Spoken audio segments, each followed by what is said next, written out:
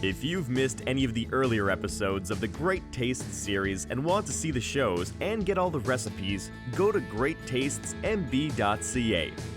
Watch them when you want to watch them.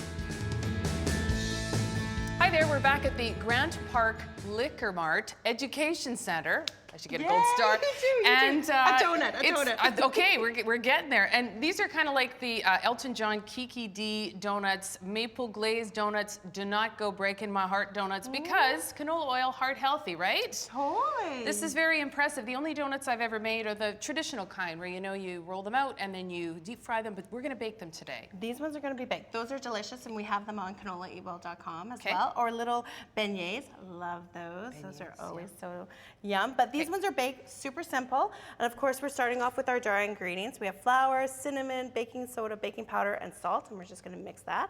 As all good baking, we do our dry. And then for our liquids, we have an egg. Okay, Countryside Farm Vita egg, gotta have it. Lovely. Vanilla. We're going to add in maple syrup, and you can do Manitoba maple syrup if you would like.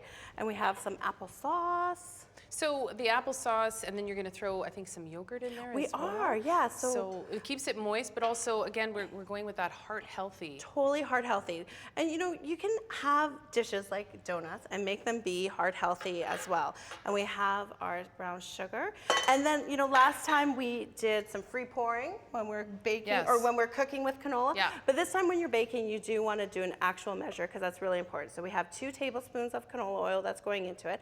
And for any baked recipe that you have and you want to switch out a solid fat to canola oil, you're looking at 2 tablespoons less. So that's of kind the canola. Of the right. Okay. So if it's you're going to be using less fat, less. which makes it really nice.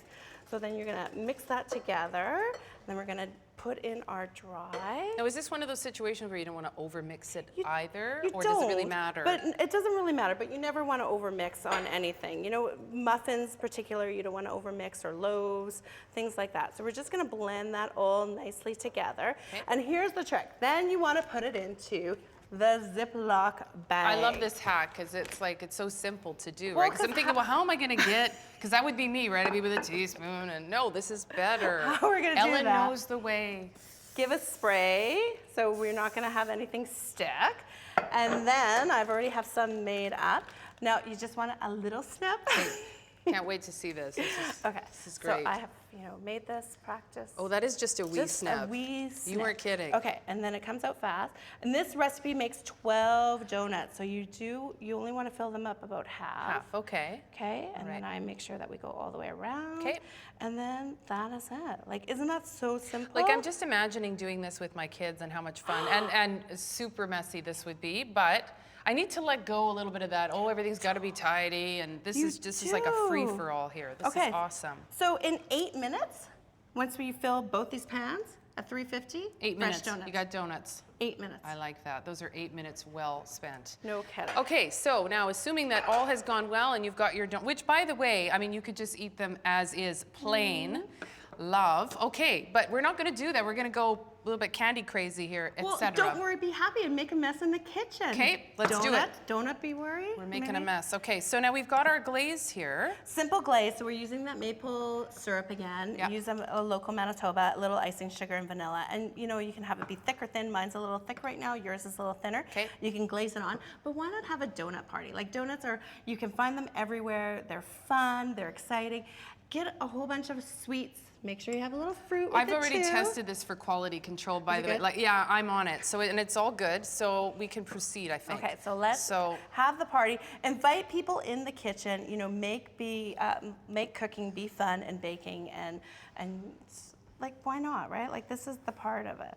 Okay, so I'm gonna do this, and then this is kind of not you eat with your fingers, I don't think. This is about having maybe a knife and fork.